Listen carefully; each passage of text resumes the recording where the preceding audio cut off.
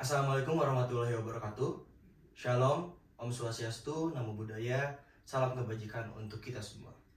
Perkenalkan, nama saya Muhammad Bintang Alfaras dengan NPM 211000139. Saya dari kelas B dengan mata kuliah Filsafat Hukum. Saya mahasiswa Fakultas Hukum Universitas Pasundan, Bandung. Pertama-tama, saya mengucapkan banyak terima kasih kepada dosen pengampu saya, yaitu Muhammad Alfi Pratama, SPhil MPhil. The Case of the Spullenzen Explorer. Kasus penjelajah Spullenzen. Sebuah artikel filsuf hukum Lone and Fuller yang pertama kali diterbitkan di Harvard Law Review pada tahun 1949, yang sebagian besar mengambil bentuk penilaian fiksi, menyajikan teka-teki filosofi hukum kepada pembaca, dan 5 kemungkinan solusi dan dalam bentuk pendapat yudisial yang dikaitkan dengan hakim yang duduk di Pengadilan Agung Neugarth, fiksi pada tahun 4300. Sebuah jurnal yang menceritakan tentang 5 penjelajah goa yang terperangkap di dalam goa karena terjadinya bencana alam, yaitu longsor. Sehingga atas kejadian longsor tersebut membuat akses goa tertutup dan pada akhirnya para penjelajah itu terperangkap di dalamnya. Lalu beralih pada cerita di atas permukaan atau adanya tim evakuasi yang bertujuan menyelamatkan para penjelajah yang terperangkap di dalam tersebut, melakukan beberapa upaya yang besar untuk pada akhirnya bisa mengevakuasi para penjelajah yang ada di dalam tersebut. Nah, bahkan sampai dengan beberapa dari anggota penyelamat tersebut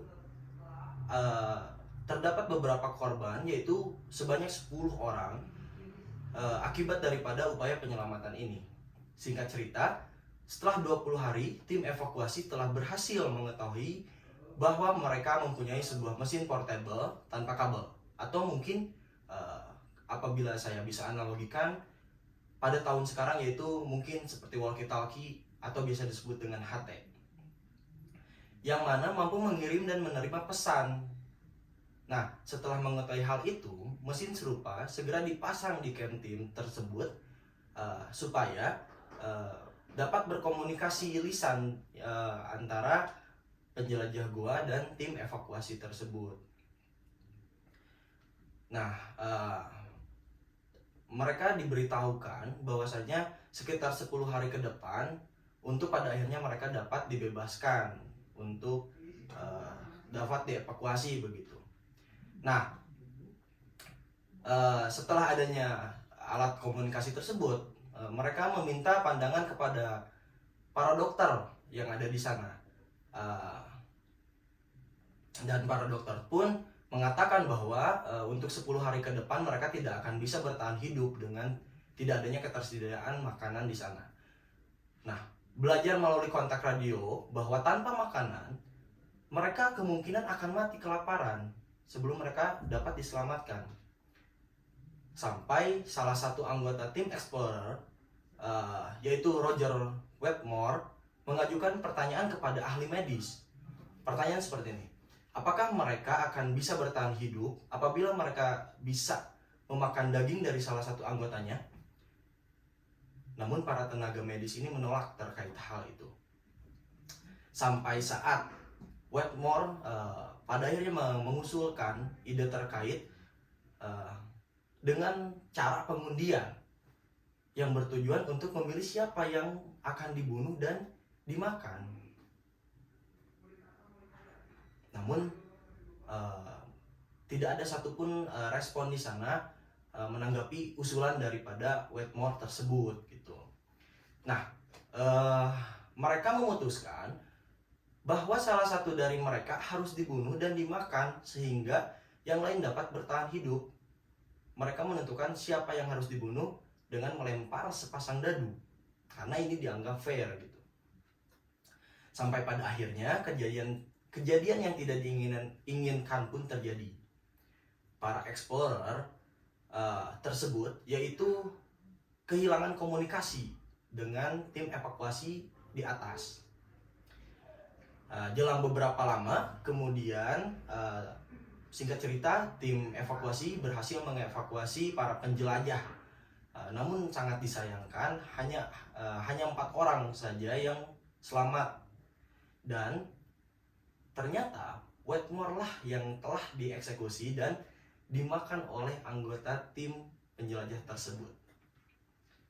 Nah, setelah pada akhirnya dievakuasi, para penyintas mengklaim bahwa Wetmore lah yang mengusulkan kanibalisme, dan pada akhirnya dadu tersebut telah memilih bahwa Wetmore lah yang harus dikorbankan begitu. Meskipun sebelum pelemparan dadu sempat ada perkataan dari Wetmore sendiri bahwasanya Wetmore membicarakan atau mengatakan bahwasanya dirinya ragu akan keputusan yang diusulkan tersebut, sampai akhirnya beliau itu meminta untuk mengurungkan niatnya saja gitu, dan memilih untuk menunda tindakan tersebut. Karena mungkin Wetmore ini menganggap ini menakutkan dan menjijikan gitu. Namun naasnya, anggota yang lain menolak perubahan dan pemikiran dari Wetmore tersebut. Setelah daripada itu, setelah penyelamatan dan masa pemulihan, para penyintas didakwa atas dasar pembunuhan terhadap Roger Wetmore. Undang-undang yang berlaku mengatakan bahwa siapapun yang dengan sengaja mengambil nyawa orang lain akan dihukum mati. Tanpa mempertimbangkan keadaan kasus ini, juri berusaha untuk membuat keputusan khusus agar mereka dapat menemukan fakta terbatas tanpa harus memutuskan apakah hal ini merupakan pembunuhan. Nah, pada akhirnya 4 orang penjelajah gua tersebut dihukum mati karena pembunuhan dengan cara digantung, yang merupakan itu memang hukuman wajib bagi para pelaku pembunuhan di Neuga. Nah, lalu dalam artikel ini ada beberapa penilaian hakim yang berbeda-beda dalam kasus ini. Nah, Ketua Mahkamah Agung, Truveni, menjunjung tinggi keyakinan 4 tersangka penjelajah. Menurutnya, persidangan yang mengarah pada keyakinan awal mereka adalah adil dan hanya satu yang hanya mengikuti rute hukum.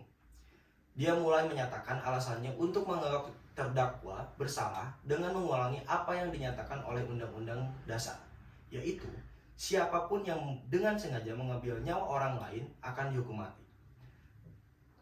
Hakim Truveni mengambil sudut pandang positif hukum eksklusif dan dengan jelas mengatakan bahwa hukum harus dianggap sebagai hukum dan bahasa undang-undang sedemikian rupa sehingga tidak mengizinkan pengecualian apapun.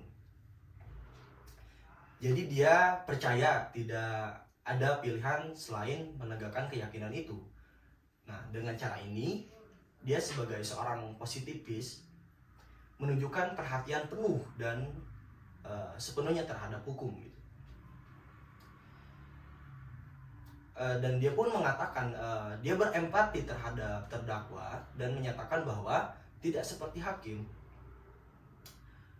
tidak seperti kepala eksekutif tidak terikat oleh hukum dan memiliki kekuatan penuh untuk mengampuni. Jadi dia menyarankan agar kepala eksekutif dapat diinstruksikan untuk melakukan grasi, mengingat keadaan kasus ini untuk mengurangi kerasnya hukum. Nah, grasi ini pada dasarnya adalah tindakan belas kasihan terhadap penjahat oleh seseorang dalam posisi otoritatif dan otoritatif atas kebijakan mereka sendiri. Ini adalah proses di mana seorang gubernur, presiden, atau dalam kasus ini kepala eksekutif mengurangi hukuman terdakwa atau memberikan pengampunan mengingat secara spesifik dari kasus yang dihadapi. Nah, Hakim Koster membatalkan penilaian awal dan membebaskan terdakwa. Dia adalah seorang ahli teori hukum alam. dan karena mengambil pendekatan itu untuk membenarkan keputusannya. Hakim Foster kritis terhadap pendekatan positifis logis Ketua Mahkamah Agung Truffaut karena dia percaya ada pepatah Cessante ratione legis cicet et ipsa lex, yang apabila diterjemahkan seperti ini: ketika alasan hukum tidak ada lagi, hukum itu sendiri berhenti. Ini pada dasarnya berarti bahwa kita memiliki hukum karena suatu alasan, dan begitu alasannya menghilang, hukum juga menghilang. Pembenaran di balik keberadaan hukum ini bertentangan dengan pandangan positifis yang menyatakan bahwa hukum itu mandiri. Hakim Foster percaya bahwa karena alasan hukum ada tidak berlaku dalam kasus ini, keempat terdakwa dapat dianggap berada di luar masyarakat yang berfungsi normal dan dalam keadaan alam. Dia juga menjelaskan ironis 10 pekerja penyelamat yang kehilangan nyawa mereka dalam upaya menyelamatkan 5 penjelajah yang dianggap benar dan menyelamatkan nyawa 4 penjelajah dengan mengorbankan 1 yang dianggap salah. Mengatakan demikian, Justice Porter menyatakan bahwa nilai kehidupan dalam hal ini dinilai terlalu tinggi. Para penyelamat tahu apa yang mereka hadapi dan resiko yang terkait. Dia berpendapat bahwa jika 10 nyawa dapat dibelanjakan untuk menyelamatkan 5, menyelamatkan 4 nyawa dengan mengorbankan 1 nyawa juga harus diizinkan kalau begitu. Dia menyebutkan kasus ini sebagai salah satu pelestarian diri dari menyatakan bahwa logika yang sama yang digunakan saat menangani kasus pertahanan diri, yaitu berlaku di sini. Jadi, dia percaya bahwa seperti membunuh untuk membela diri, membunuh dalam pelestarian diri bukan merupakan pembunuhan. Nah, interpretasi tujuan Hakim Foster akan menjadi yang paling dekat dengan pendapat Fuller mengingat pekerjaan dan proses pemikiran umum. Nah, lalu Hakim Tating mengundurkan diri dari masalah yang menyatakan bahwa tidak ada cara untuk membedakan prinsip-prinsip yang dengannya kasus tersebut dapat diputuskan secara bebas dan rasional, yang mengatakan dia mengkritik posisi hukum alam Hakim Foster. Nah, dia berpendapat bahwa jika para terdakwa benar untuk membunuh Wetmore, maka dalam situasi di mana Wetmore membunuh mereka untuk membela diri, memohon hal yang sama tidak akan membuatnya dibebaskan begitu. Namun tidak konsisten dengan teori pertahanan diri yang merupakan dasar yang sah untuk membedakan ketika pertahanan diri dilakukan secara proporsional dalam batas-batas tertentu. Jadi teori self preservation prevention yang mirip dengan self defense dapat menjadi dasar yang valid untuk pembahasan pasti salah gitu. Dia juga menunjukkan bahwa Hakim Foster gagal mempertimbangkan penarikan Wetmore yang terjadi bahkan sebelum dadu dilempar. Dia menunjukkan bahwa alasan lain untuk kegagalan sudut pandang pertahanan diri adalah bahwa pembunuhan membutuhkan tindakan yang disengaja, sedangkan pertahanan diri adalah dorongan. Nah, dalam skenario ini terdakwa itu bertindak dengan cara yang disengaja setelah pertimbangan yang berkepanjangan dan tidak implisit untuk lebih memperkuat pendiriannya. Pada alasan Hakim Foster untuk pembebasan yang cacat, Hakim Tating mengutip kasus persemakmuran versus dengan Falzen yang dimana pengadilan menolak kelaparan sebagai pembenaran yang sah untuk mencuri makanan dan menghukum pencuri. Dia mempertanyakan dasar untuk menghukum satu orang karena mencuri karena kelaparan dan membebaskan 4 4 pria karena pembunuhan dan kanibalisme. Karena alasan yang sama. Oleh dilema moral dan hukum, Hakim Tating pun menemukan kasus ini belum diputuskan dan menarik diri dari keputusan kasus penuhnya. Nah, Justice Kent menyukai hukuman mati dan menghukum para penjelajah yang dituduh. Menurutnya, jadi peran hakim sebatas penerapan hukum. Pendekatan yang dia gunakan disebut sebagai tekstualisme positif. Dia kritis terhadap pendapat Hakim Foster dan Ketua Mahkamah Agung Treveny. Meskipun seperti dia yang terakhir juga menguatkan keyakinan itu. Dia menyatakan bahwa kekuatan Ketua Mahkamah Agung dan Kepala Eksekutif dipisahkan dan yang pertama tidak dapat memberikan arahan kepada yang terakhir.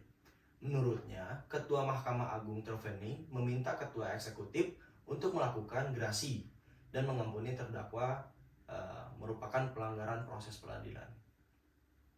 Yang mengatakan dia memihak pendapat Ketua Mahkamah Agung Treveny tentang kasus ini bukan salah satu pembelaan diri karena dia berpendapat bahwa ruang lingkup pertahanan diri hanya berlaku ketika partai menolak ancaman eksistensial terhadap kehidupan mereka sendiri.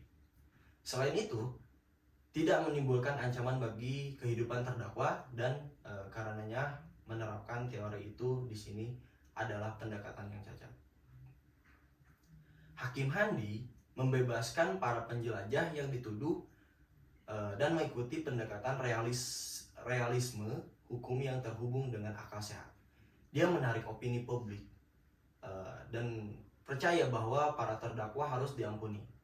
Hakim Handi melalui cara tidak langsung mengetahui bahwa jika terdakwa dinyatakan bersalah, Kepala Eksekutif tidak akan meringankan hukumannya. Sebaliknya, berbagai jajak pendapat publik menyarankan bahwa lebih dari 90% memilih percaya bahwa para penjelajah harus diampuni dan ditinggalkan dengan tanda baik sebagai hukuman. Dia percaya bahwa akal sehat mendikte pembahasan dan menggunakan hasil jajak pendapat untuk membenarkan hal yang sama. Menurutnya, masalah ini membutuhkan kebijaksanaan praktis untuk dilakukan sehubungan dengan realitas manusia dan bukan teori abstrak. Dia juga mengemukakan fakta bahwa tidak ada yang memperhatikan fakta gitu, bahwa penarikan Westmore adalah pencabutan tawaran sebelum dilakukannya tindakan. Seperti yang dapat ditafsirkan dari keputusan yang disebutkan di atas, 5 hakim memiliki pendapatan yang bertentangan tentang situasi dan melanjutkan untuk memberikan penilaian yang terbagi rata dengan 1 hakim menarik diri dari kasus ini, 2 menegaskan keyakinan, 2 lagi membatalkan. Menurut jalan alami dari proses peradilan, dalam situasi seri, pendapat asli harus ditegakkan. Jadi, keadilan asli, pengadilan Adens umum berdiri dan algojo publik diarahkan untuk menjatuhkan hukuman mati pada para penjelajah yang dituduh. Nah, setelah sampailah mungkin kepada kesimpulan. Jadi Lon Fuller sebagai penulis daripada The Case of the Spelunson Explorers telah berkontribusi dengan murah hati pada debat hukum dan moralitas. Nah, pandangannya pun miring ke arah kongruensi keduanya gitu. Nah, meskipun demikian, kasus fiktif ini tidak melihat refleksi dari pendapat pribadi Fuller. Dia melukis argumen yang kuat untuk semua pendekatan tanpa bias sama sekali. Nah, dari karyanya, bagaimanapun dapat ditafsirkan bahwa pendapat Hakim Foster adalah yang paling dekat dengan apa yang akan dianggap cocok oleh Fuller jika skenario ini terjadi dalam kehidupan nyata. Nah, putusan akhir dalam kasus penjelajahan Spelunson menghilangkan kemungkinan tidak bersalah karena alasan seperti paksaan, kebutuhan, atau mempertahankan diri dan sampai pada putusan bersalah yang berasal dari pembacaan langsung undang-undang, meskipun moralitas membujuk ke arah yang berlawanan. Mungkin kasus ini memberi kita wawasan tentang berbagai aplikasi praktis dari berbagai teori hukum gitu. Mungkin sekian materi yang bisa saya sampaikan. Mohon maaf apabila banyak kekurangan. Wabillahi taufiq wal hidayah. Wassalamualaikum warahmatullahi wabarakatuh.